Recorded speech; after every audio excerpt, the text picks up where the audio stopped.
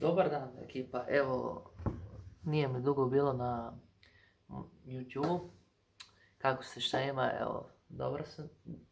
Nadam se da ste dobro, nadam se da ste se ugodno smjestili. Sad slijedi jedna jako zanimljiva priča. A to je kako sam ja upoznao svoje najbolje prijatelje Lončara i Filipa. Dakle, ja sam prvo u osnovnu školu išao u Prečko i tamo sam išao sve do ovog 8. razreda.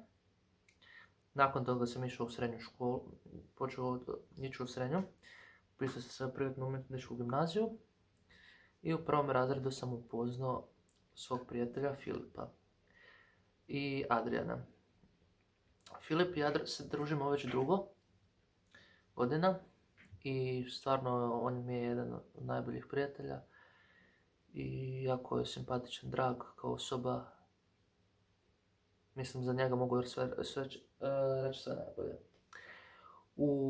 Kad smo bili u 2. razredu, došao je jedan mišićev momak, on se zove Luka Lončar. I mi smo zajedno s njim se družili, išli smo na putovanje, zajedno pričali smo. Bili smo u Koprivnici, pa smo pričali, bili smo u Padovi i Raveni, tamo smo se uvijek družili.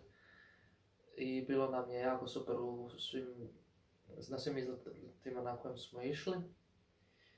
I ono što danas mogu reći za Lončara i Filipa sve najbolje, to je da navijamo za Dinamo. Ali samo nismo iz istog kvarta, Lončar je sa Ravnica, Filip je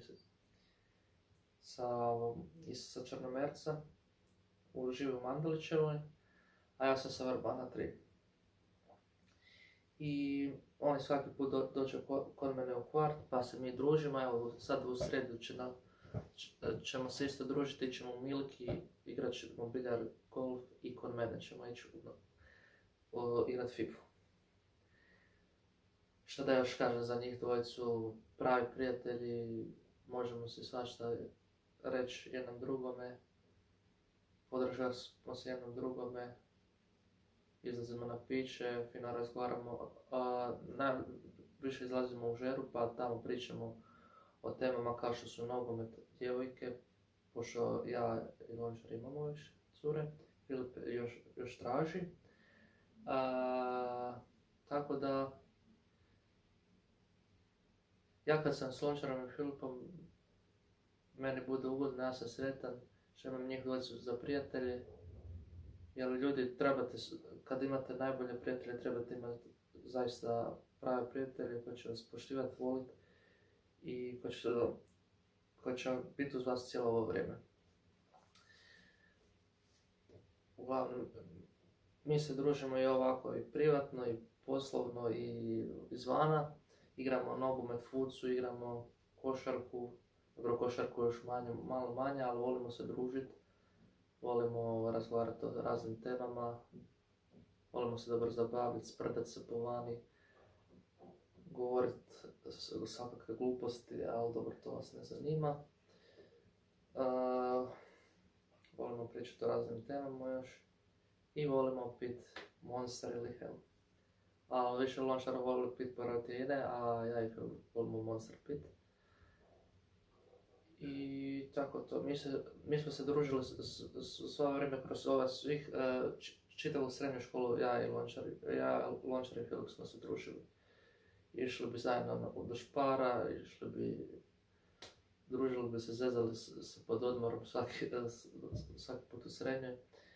Profesori su nam bili odlični u srednjoj.